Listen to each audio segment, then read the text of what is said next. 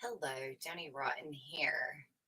I've been listening to this Dan Carlin's video. There was a little bit here I wanted to share, so it kind of smells a little today. So anyway, I'm going to share this. I'd love to hear what you guys think. The link's in the description if you want to go listen to the entire thing. It's really interesting. So this channel's pretty decent, I guess. So check it out. And there we go.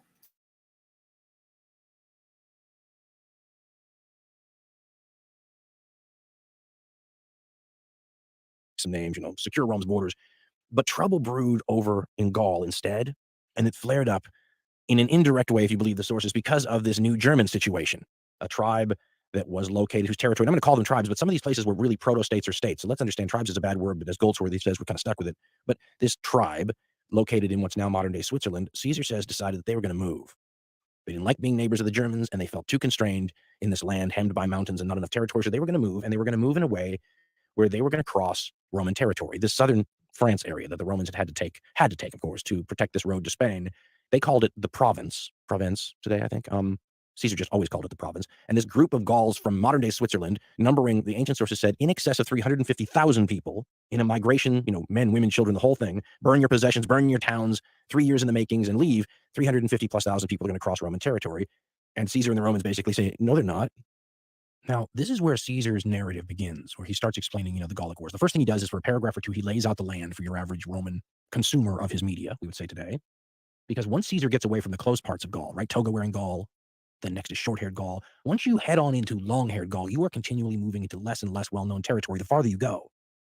Caesar becomes a bit like a Lewis and Clark expedition at some point in this endeavor, a very heavily armed one, it must be said. But he sort of has to lay out initially the lay of the land for the people in Rome. He talks about 3 big cultural groups that inhabit this whole area and the differences between them in one of the more famous passages in all ancient literature. Napoleon, all the greats read that. Caesar, it doesn't matter which translation you use, it's suitably awe-inspiring, in my opinion, in all of them. I'll use the Carolyn Hammond translation for this, but here he is laying out the land for you. And by the way, notice how he's also kind of beginning the transition idea, the softening idea that Roman luxury softens people. And by the way, I'm going to say Belgae. You can say Belgae. Some people say Belgi. But there's an old saying that there's a right way and a wrong way to mispronounce Latin. So hopefully we're mispronouncing it the right way in this program most of the time. Caesar says, and it's amazing to think about the Caesar writes. You have Caesar's writings. It's crazy to me. Caesar writes, quote, "The whole of Gaul is divided into 3 parts, one of which the Belgae inhabit, the Aquitani another, and the third, a people who in their own language are called Celts, but in ours, Gauls. They all differ among themselves in respect to language, way of life, and laws. The river Garonne divides the Gauls from the Aquitani, and the Marne and Seine rivers separate them from the Belgae. Of these 3, the Belgae are the bravest, for they are farthest away from the civilization and culture of the province," meaning the Roman province. "Merchants rarely travel to them, or import such goods as make men's courage weak and womanish. They live, moreover, in close proximity to the Germans, who inhabit the land across the Rhine, and they are continually at war with them. For this reason, the Helvetii also exceed the other Gauls in bravery, because they are embroiled in almost daily battles with the Germans, either when they are warding them off from their own frontiers, or when they themselves take the fight into enemy territory." End quote. Historian Andrew M. Rigsby goes to great lengths to point out that Caesar is actually establishing his own boundaries for his own purposes here, and that these may not have been boundaries that were recognized in other places necessarily. I mean, Caesar is creating boundaries so that he can come to natural extensions of them and stop. I mean, it's all very interesting, but the point is that take what Caesar says with a grain of salt, as always, but he's basically telling you the lay of the land in Gaul. And then right after he does that, he starts talking about a conspiracy that will legitimize actions in Gaul beyond stop the migration of this tribe. But according to Caesar, it's behind the migration of the Helvetians. These 350,000 people or more that Caesar says burned their 400 villages and 12 towns, maybe some of which may have been proto-cities, before setting off so that they would know that we're not going home, right? It's the same old thing when the captain of the ship, in the shipwreck burns the ship so you don't think of going home. We're going to burn these villages and there'll be no going back. And Napoleon referred to this part of Caesar as being simply incomprehensible. Hans Delbruck scoffed that there could be all these tribal peoples on the march like this. He was talking about the logistical disaster it would be. But a couple of modern day historians had an interesting way of looking at it, kind of comparing it to the way you would have compared people who showed up for the Woodstock rock concert in the 60s, right? Small groups of people sort of migrating at a time, carrying most of what they needed on their back or with a single wagon, and having the migration take a longer period of time. So instead of having like one army moving around, you have groups of people migrating. And the way Caesar tells the story, it sounds more like that. Now, these are, it should be pointed out, probably heavily armed migrants. So let's not make a bunch of lions out to be little lambs, right? But Caesar claims that the migration is all part of a plan, and that a leader of this tribe of Helvetians is trying to become a king But the tribe doesn't have kings anymore. They have magistrates and elected officials and some sort of aristocratic oligarchic senate of a sort. And the punishment for trying to turn the society back to a kingship is to be burned alive, Caesar says. Now, I should point out that this information is delivered to us by Caesar on like the very beginning of his commentaries. Right after he lays out the way that Gaul is divided into different groups, he then explains this story. The story involves 3 Gallic noblemen, powerful guys, in 3 different powerful Gallic tribes. He then describes a scenario that a couple of historians, point out, and it's obvious and ironic, and there's some sort of psychological thing maybe going on with Caesar, but he describes a 3-headed Gallic first triumvirate, if you will. In other words, he's explaining that these Gallic noblemen are working together to help each other. Experience mouth-watering bliss starting at only $3.99. Churches. Get what they want in terms of their power. A situation Caesar's involved in back in Rome, those 2 other guys that make up the first triumvirate, right? And he's a lot more critical of their triumvirate than he is of his own. He makes it out to be sinister. He says that these 3 Gallic noblemen are plotting to take over all of Gaul, which, again, if we're looking at it from the point of view of the Gauls, isn't that what you'd want them to be doing? And by the way, it had already been done by other Gallic tribes in other areas that the Romans had already taken over, and Spain, by the way, was common. There's a national hero of Portugal that did it too. Consolidated the tribes and the locals and fought the Romans for a long time. Happened in Galatia too, happened in the Balkans too. So it's sort of standard. From the Gallic point of view, these 3 guys might have been national heroes, like Winston Churchill type, saying the Romans are coming quickly, we have to combine, it's a national security question. But Caesar plays it off to be a raw grab for power by these 3 guys. And one of them is the Helvetian ruler, and the reason he's moving his people is much more sinister than just they need more territory. It's part of the plot. Either Roman diplomacy or the tribe's own people find out that he's involved in this plot, and the Helvetians are about to have a big trial, and they're going to burn this guy, and he shows up with like 10,000 of his best friends, his retainers and whatnot, to the court, and the court basically has to gulp and let him go. And then Caesar says, then a civil war is about to start, and then mysteriously the dude dies. His name was Orgetorix. But the tribe's still going to move because it was in the plan, and so that starts this chain of events that will eventually lead to Celtic culture in what's now France being mortally wounded.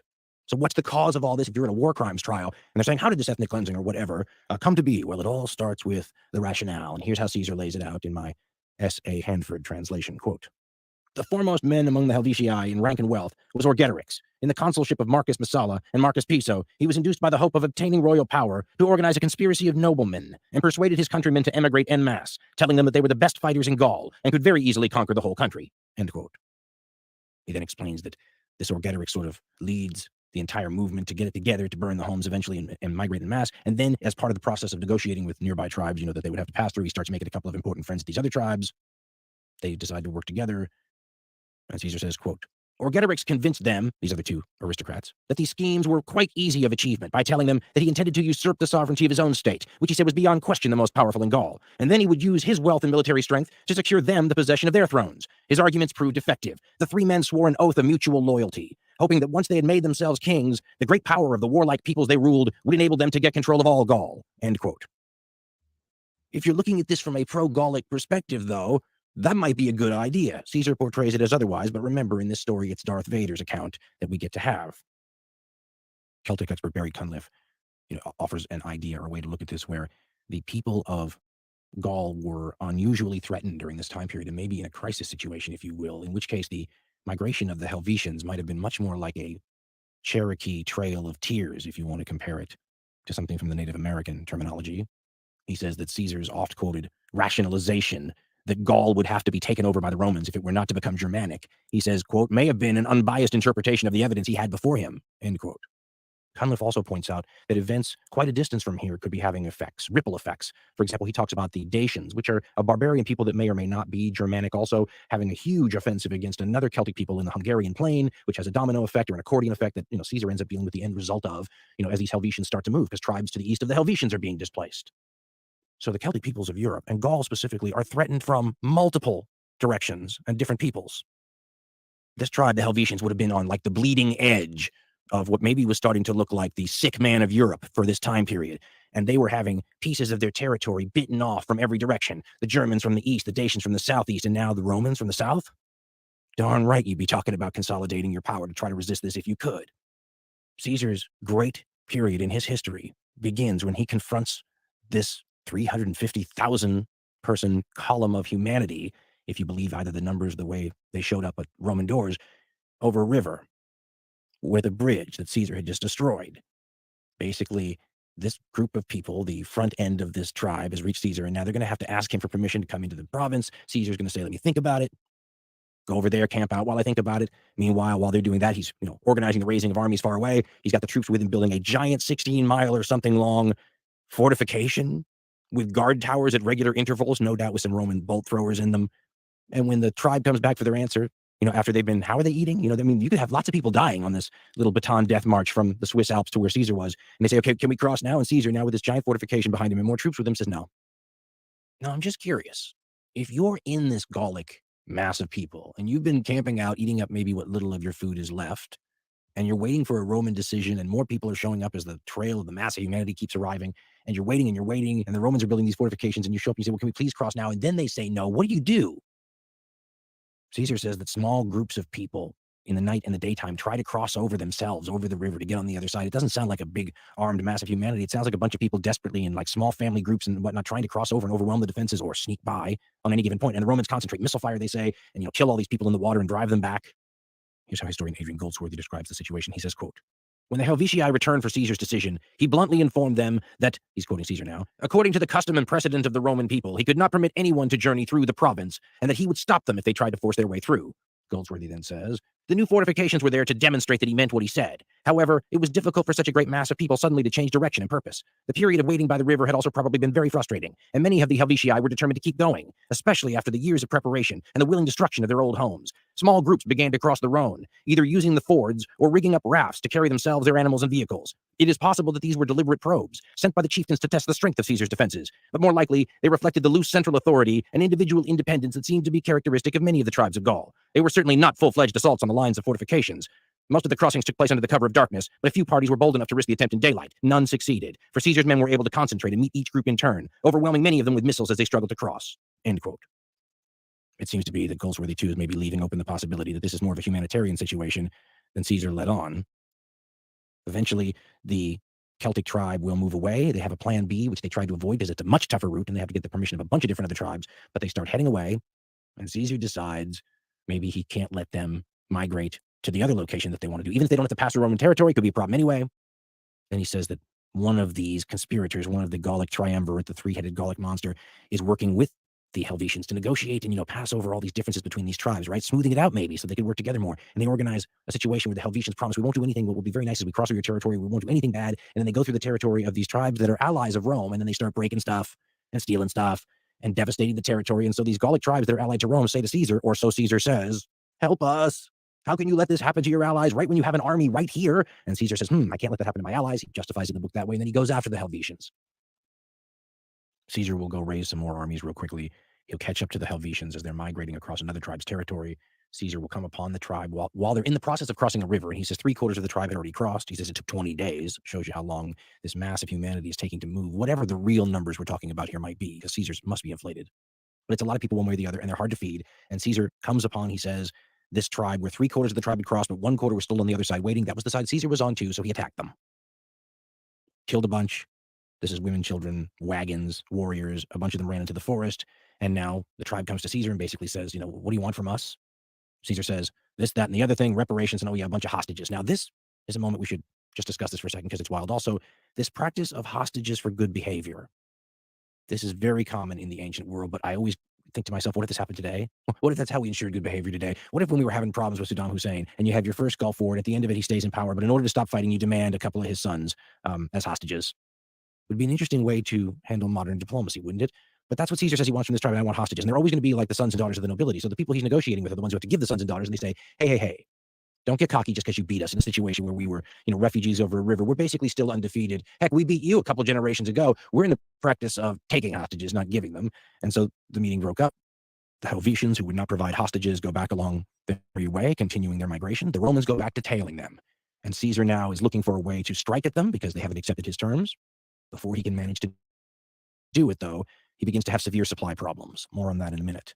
It forces him, he says, to break off the pursuit and go in an opposite direction towards a friendly Gallic city where he can get supplies. And Caesar says when they change course away from the migrants turn around and come after them. So Caesar stops. He puts his entire force on a hill where it's covering the hill with legionaries in the traditional 3-line formation. It's a pretty long report, I guess, or video put together, but it's very good. That was just a little section of it that I found was very interesting. considering, events. So if you want to listen to it, again, the link's in the description, the channel's there, and there's 15 minutes. Think about it. What do you think? Go listen. Tell me. Are we in another Celtic Holocaust? I don't know.